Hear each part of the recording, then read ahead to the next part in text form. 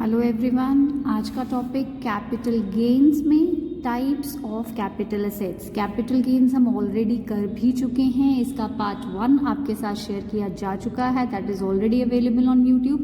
अगर आपने capital gains का पहला टॉपिक नहीं देखा है तो आप कैपिटल असेट्स होती क्या हैं उसके बारे में ज़रूर जान लीजिए और पहला पार्ट 1 में देख लीजिए और उसके बाद you can skip two types of capital assets. तो कैपिटल असेट्स किस लिए रेलिवेंट होती हैं हमने पहले भी बता दिया है, let me right it again.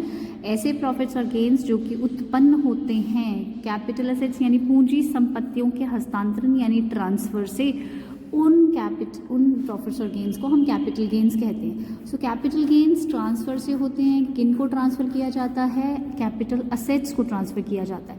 अब कैपिटल असेट को जब हम ट्रांसफ़र करेंगे तो आपके पास कैपिटल गेन भी आ सकता है, कैपिटल लॉस भी आ सकता है। ज़रूरी नहीं है कि हर टाइप की कैपिटल असेट को बेचने पर गेन होता है, गेन भी हो सकता है, लॉस भी हो सकता है। सो हमारे पास दो टाइप की टर्मिनोलॉजीज होती हैं, दो टाइप की असेट्स होती हैं। We have short term capital assets and long term capital assets. Let me make it in a figure. So we have short term capital assets. ऐसी capital assets जिन्हें short term कहा जाता है और जिनको बेचने पर आपका शॉर्ट टर्म कैपिटल गेन्स आता है। तो short term capital assets can also be called as STCA, short term capital assets यानी अल्पकालीन पूंजी संपत्ति।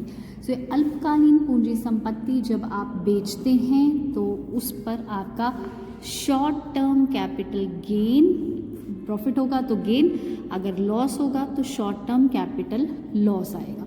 अब बात आती है ये शॉर्ट टर्म कैपिटल असेट्स कौन सी हैं, लॉन्ग टर्म कैपिटल असेट्स कौन सी हैं, हमें कैसे पता चलेगा?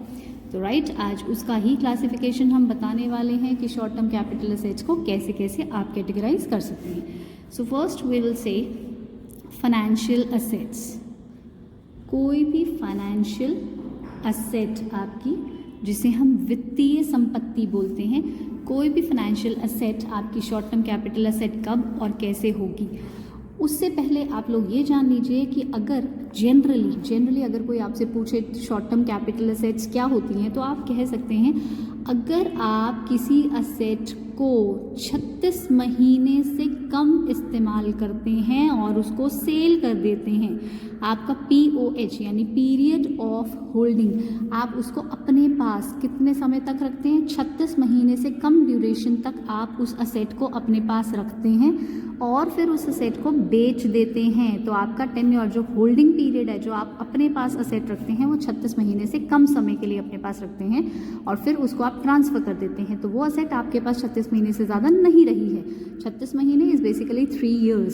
सो 3 years से कम असेट आपके पास रही है तो उस असेट को आपके लिए शॉर्ट टर्म कैपिटल असेट कहा जाएगा।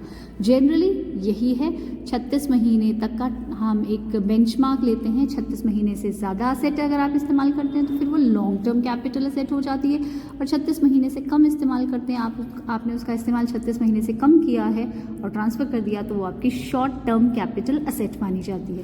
राइट, इसमें जो हम बाकी चीज़ें कर रहे हैं, एक्सेप्शंस कर रहे हैं और इसके बारे में डिस्कस कर रहे हैं, basically these are exceptions. Normal चीज़ यही है कि 36 महीने से कम यूज़ करना, लेकिन एक्सेप्शन क्या है? I should write it here as exceptions.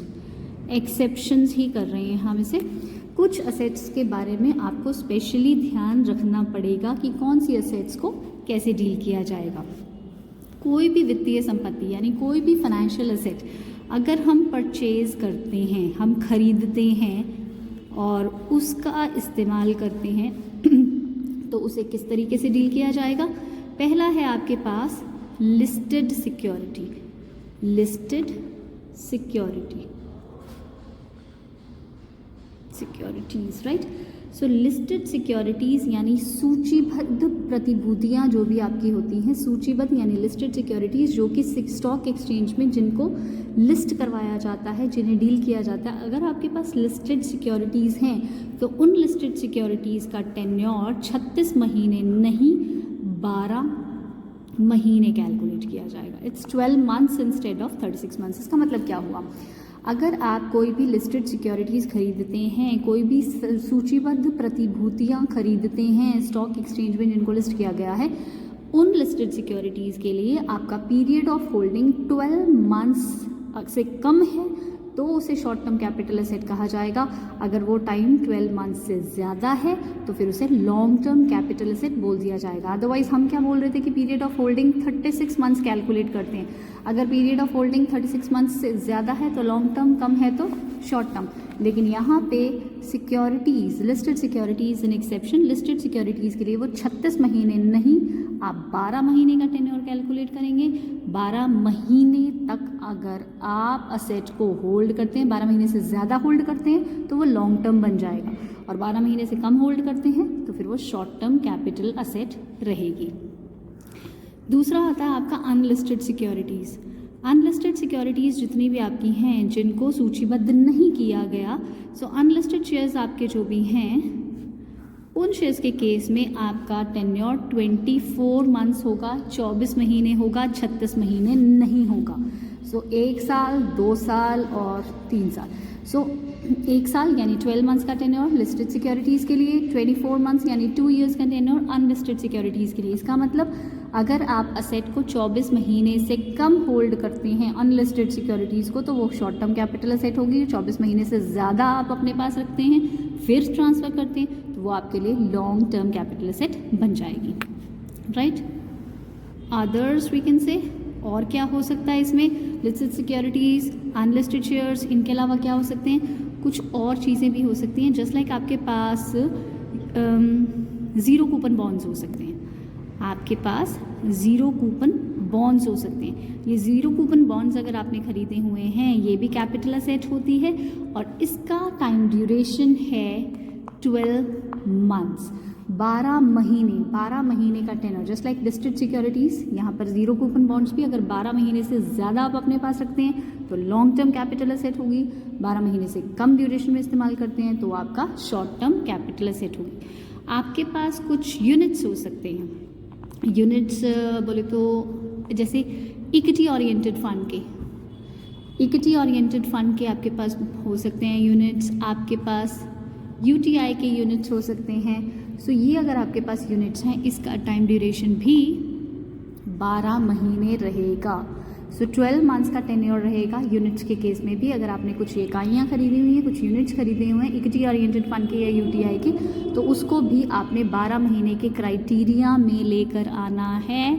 36 महीने के क्राइटेरिया में इसे डील नहीं किया जाएगा, राइट। सो मैंने कहा था ऐसी फाइनेंशियल एसेट जो परचेज की गई है।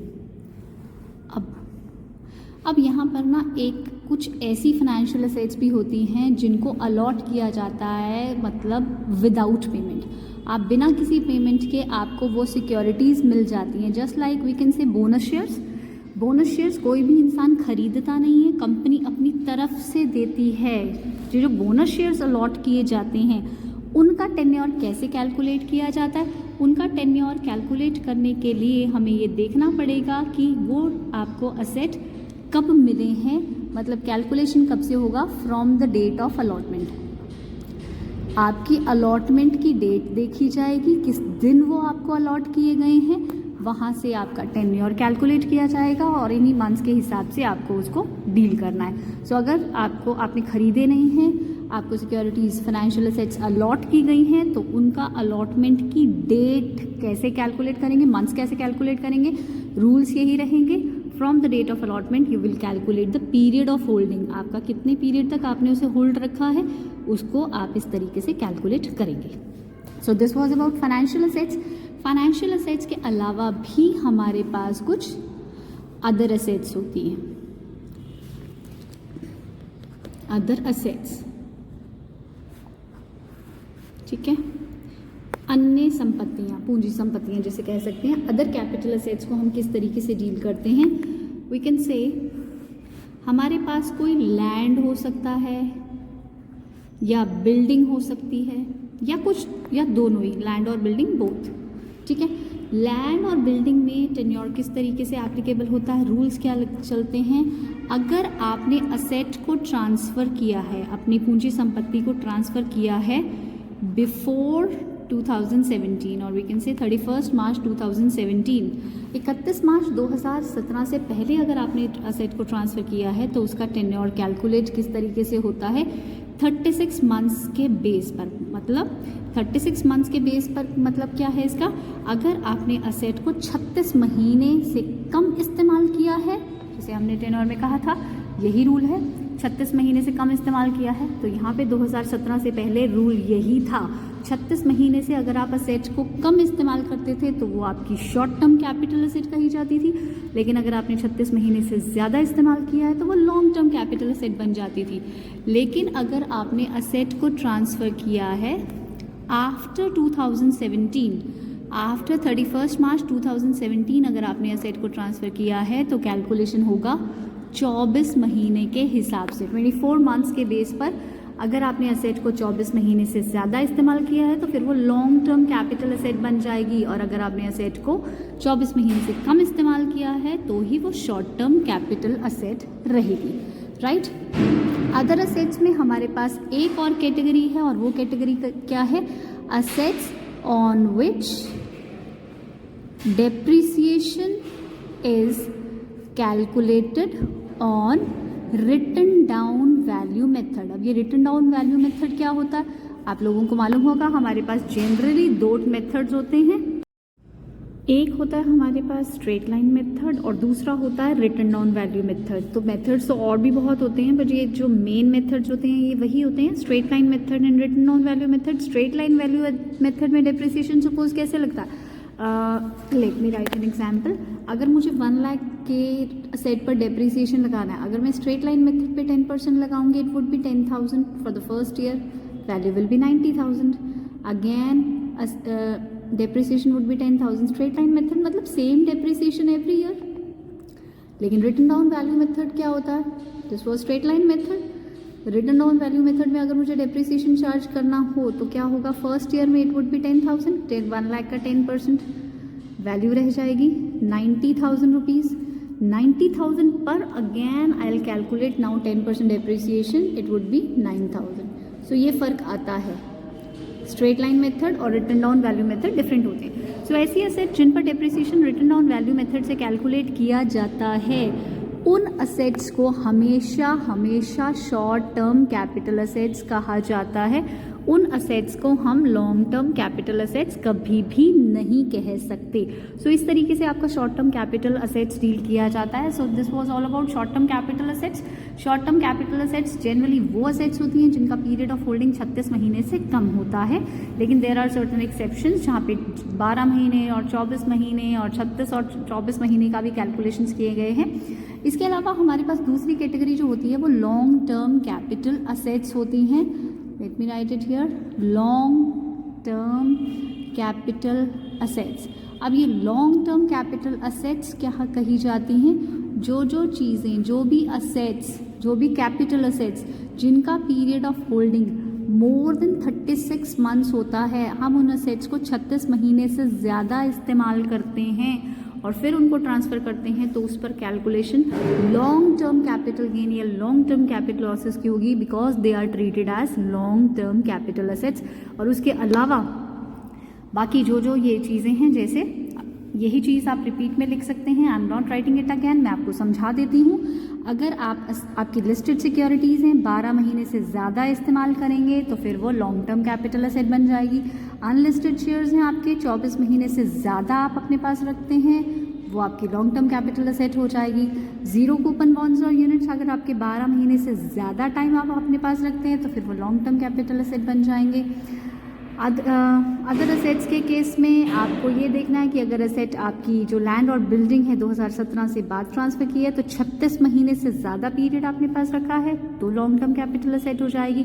और अगर 2017 के बाद आपने असेट को ट्रांसफ़र किया है, ये बिफोर था, ये आफ्टर है, आफ्टर ट्रांसफ़र किया तो 24 महीने से ज़्यादा टाइम आप अपने पास रखेंगे फिर बेचेंगे तो फिर वो लॉन्ग टर्म कैपिटल असेट हो जाएगी। और ऐसी असेट्स जिन पर रिटर्न डाउन वाली मेथड अप्लाई करता है दे कैन नेवर भी लॉन्ग टर्म कैपिटल असेट्स, वो नहीं हो सकती, वो कभी भी लॉन्ग टर्म कैपिटल असेट्स नहीं हो सकती। सो ऐसी असेट्स जिन पर स्ट्रेट लाइन मेथड लगता है डेप्रिसिएशन का वो लॉन्ग टर्म कैपिटल असेट्स हो सकती हैं, बट ऐसी असेट्स जिन पर रिटर्न डाउन वैल्यूज मेथड से कैलकुलेशन होता है उनको कभी भी हम लॉन्ग टर्म कैपिटल एसेट्स नहीं कह सकते। तो that was all about capital assets, types of capital assets. So ये कैपिटल एसेट्स आप लोगों ने करनी है। और उससे पहले कैपिटल एसेट्स होती क्या है, उसका मीनिंग क्या है, कौन कौन सी असेट्स आपकी कैपिटल एसेट्स होती हैं, उसके लिए आप पिछला वीडियो देख सकते हैं, वो अवेलेबल है। चैनल का नाम आपको मालूम है, इट्स फनटैक्सटिक, राइट, फनटैक्सटिक। इसको आप सर्च कर सकते हैं और उस पर दूसरी वीडियोस भी चेक कर सकते हैं, राइट। जैसे डिस्क्रिप्शन बॉक्स में I will mention that link, capital assets का मैं लिंक उसमें मेंशन कर देती हूँ। Thank you for today, thank you.